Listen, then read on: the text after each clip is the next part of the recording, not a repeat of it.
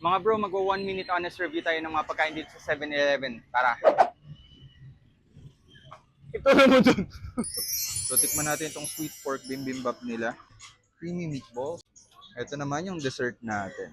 So, tikman na natin. So, we spent more than 260 dito sa mga food na nabili namin. And nakabili tayo ng 2 rice meal and 2 pang merienda. Bukod sa disappointing yung lasa ng creamy meatballs nila, hindi rin siya creamy and ang tabang niya.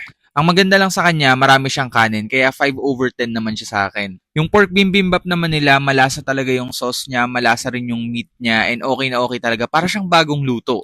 Sulit na to para sa price niya, especially if nagka-crave lang kayo, ganun. Masarap siya. Considering the price and yung place, para sa akin, 9/10 na to. At etong toast nila with Biscoff and Mallow, salata naman, sobrang kunat niya, tapos hindi mo malasahan yung mga nakalagay sa kanya kasi nga ang konti, and napaka-oily niya. 2/10 ka sa akin. Yung Choco Pau naman nila, lumasa yung ibang meat doon sa pinaka-Choco Pau, kaya 3/10 lang din.